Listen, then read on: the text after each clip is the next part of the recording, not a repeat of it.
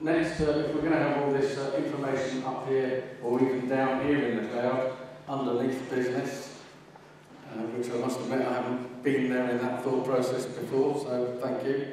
We're going to have to secure it. And I'm going to ask Jörgen from Annexter if you can pick up the next presentation. Thank you.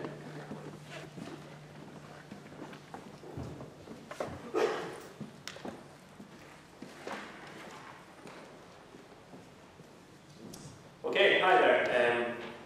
Yeah, you see my name, Jörgen Strandberg. I'm from Stockholm, Sweden.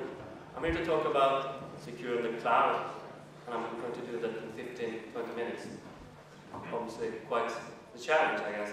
And depending on what sort of angle you look on security, you might see it from an application point of view, network point of view, facilities point of view, or even CEO point of view. Or if we're talking about a private cloud, public cloud, hybrid, it might also affect what sort of security we're talking about. Today I'm going to be very physical in the way we look at security today. So physical security is the thing. And to start off with, I just want to throw some data up in there, and there is one investigation or research done a couple of years ago where they talked with the financial industry in London and New York, and this is a lot of data, but the general concept is that people are generally quite loyal and do not break any laws, but 25% of the respondents also say that, well, I might grab some data out of my business in case it would help myself or someone in the family to get another job. There are also some additional information from the Information Commissioner's Office in the UK, where you can self-report data breaches, and during the last year they had more than 700 reported breaches that was potentially liable for fines. And I think it was more than 170 of these were referred to theft of the data or hardware, physical hardware. So, talking about security, very often when we talk about security, we tend to look on the IT security.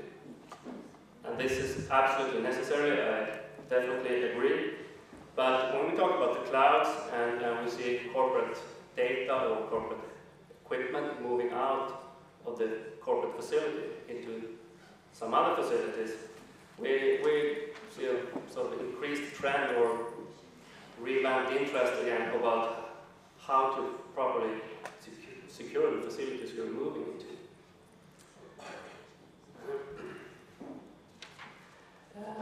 Security itself, or physical security for data centers, it's obviously nothing really new. It's been around for many years, and it's appearing as recommendations in our standards. Even though sometimes there are some quite basic requirements in the standards.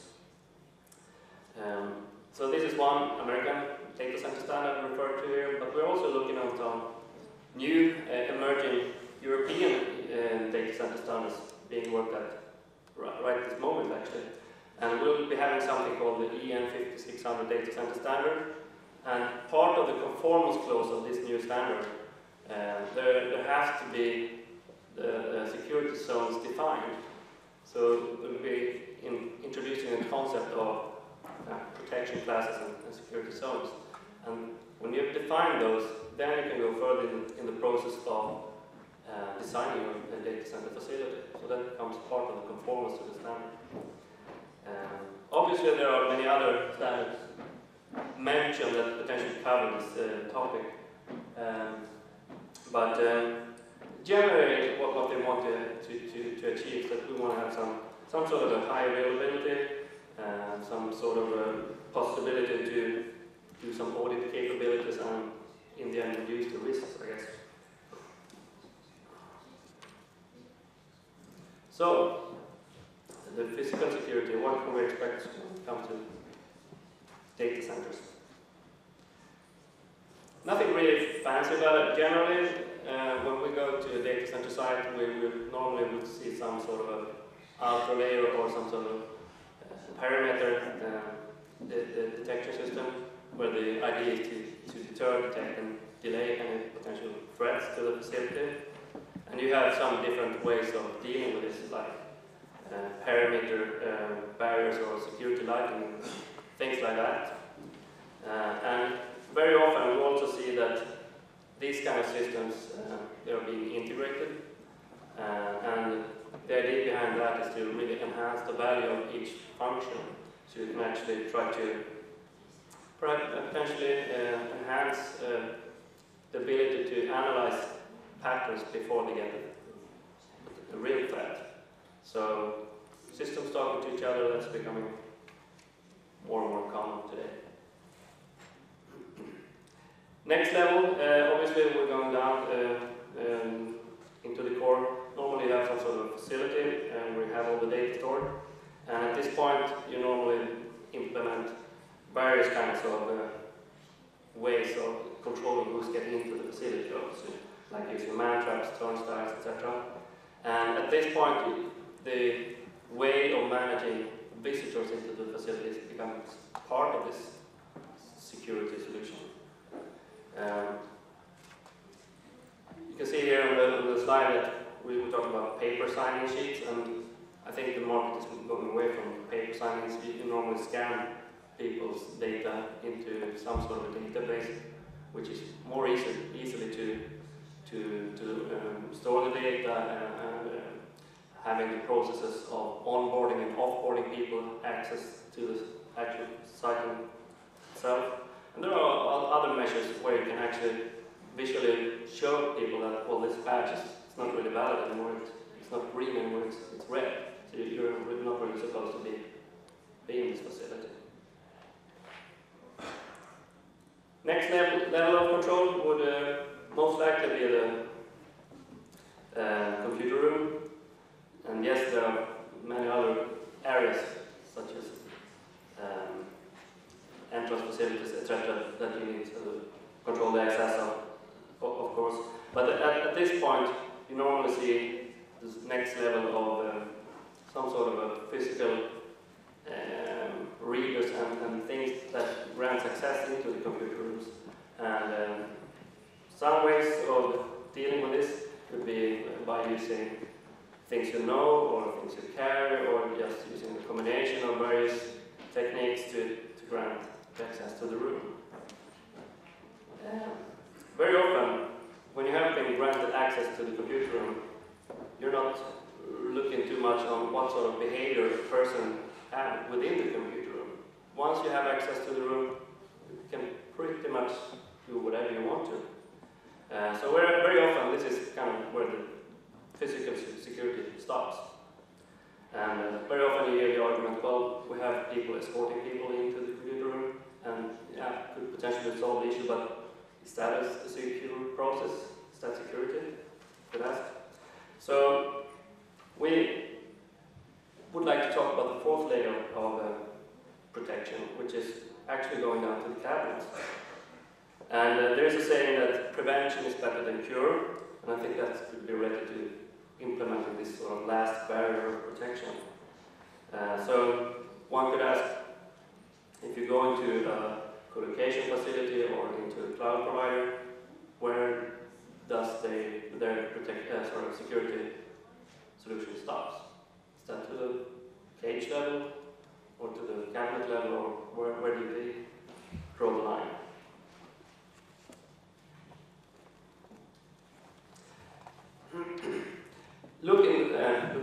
Locking the cabinet, it's nothing new or unique. It's been around for many years, but very often you don't go for it because it's been quite expensive route to take. But I would just like to highlight that there are new technologies around which has been emerging the last couple of years, which are IP-based, where you can actually reuse the structured cable network you have within the computer room. You could power the locks, and you could interconnect the visitor management systems to control down to the individual cabinets, which make things much easier to manage, which would reduce the operational costs.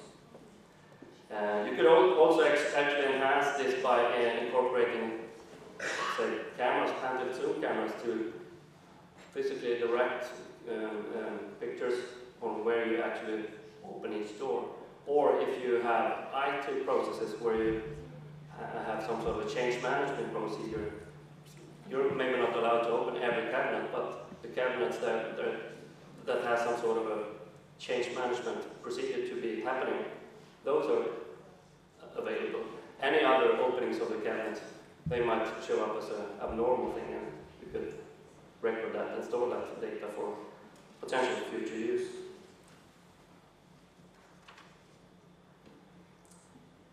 Short on time, not Yep. Fine. Yeah. So,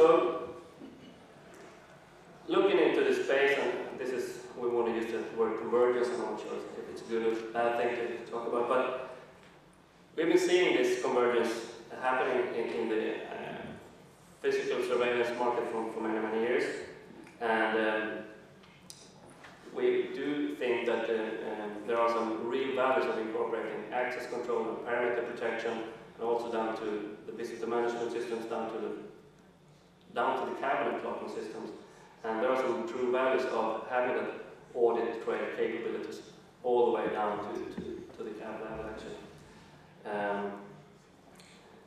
This could potentially also include the link between the physical security solutions versus the logical IT, because you can actually incorporate, if you talk SNMP traps from the network equipment, to link that into VMS software that sort of directs camera feeds, or just gather the data to link into a specific event.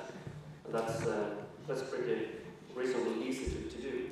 And there are also some emerging standards covering this convergence, like the ONBIF, you might have heard of. So a lot of standards work is being done on this sort of convergence between surveillance and access control, as an example. So to finish off, we think that the recent couple of years we've been talking about 3Ds, deter, detect, and delay. We think we're moving into a more proactive mode where we're kind of including anticipation and tracking for proactive control. That's going to be happening. We also would like to highlight the fact that very often we see tenders going out where you really specify what sort of resolution you want on the images, and what lux sensitivities, and what sort of storage you want to have on your data. But the network itself, it's just a kind of a black hole. We think you should not forget that this will go on switches, and if you don't harden and properly secure the physical switches and just leave them open, that is potentially a big security breach area, and we see that's being unspecified very, very often. So I just want to raise the awareness and that want to include proper networking guys into the project as well. So that's my last slide. Thank you very much, Jörgen.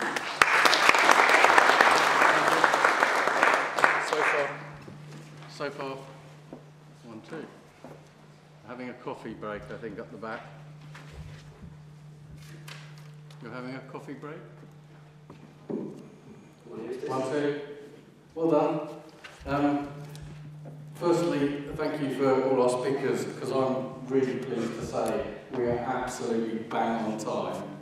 And that's a combination of speakers doing exactly what they said they do, and the organisation, so thank you for everybody. We're going to finish on a high. Please, thank you very much.